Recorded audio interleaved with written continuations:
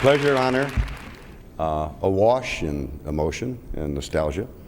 Nostalgia and an interesting trip for all of us. There's pain back there, there's joy, there are victories and there are defeats, and there are memories, both good and bad, that never really fade.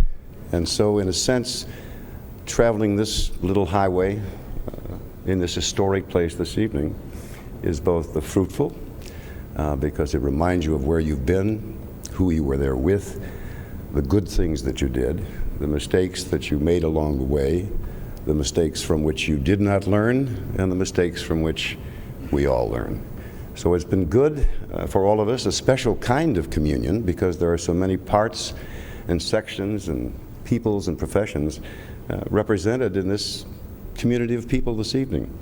As you look at the audience from this side of the podium, you see what an incredible American story a television station in a very important American city can be.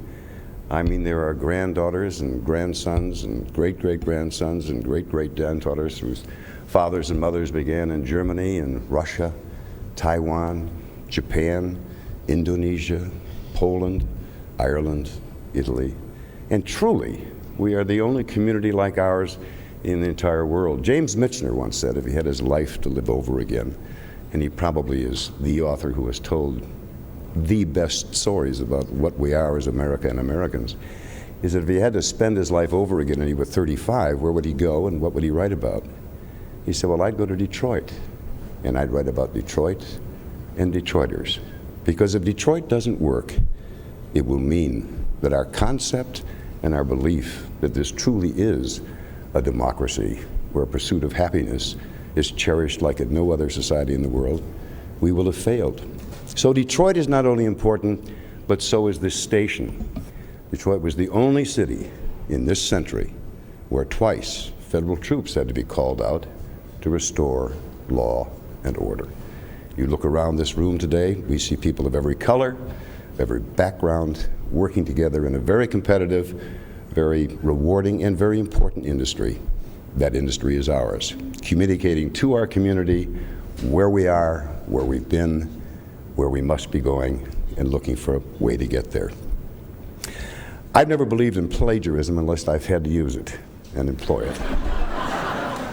And the creative use of plagiarism is not a vice in the pursuit of communication, but I wanted to quote a favorite American of mine who has some familiarity with this particular Thomas Edison Institute. And it was Tom Edison, who once probably ad-libbing with, I don't know, Henry Ford I, about things that he'd seen that were well designed and functioned properly.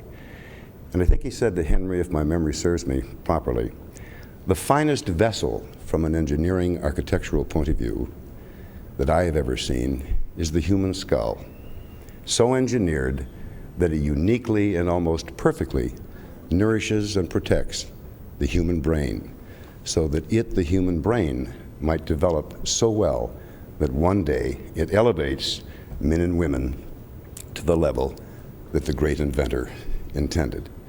In my 30 years with Channel 7 and with all of you, you are living proof and empirical demonstration as to the validity of Mr. Edison's axiom.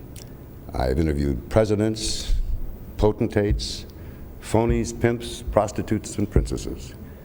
This man has never been in better company than he is tonight and was for the past 30 years.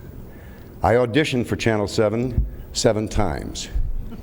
This was my 8th. Thank you and good night.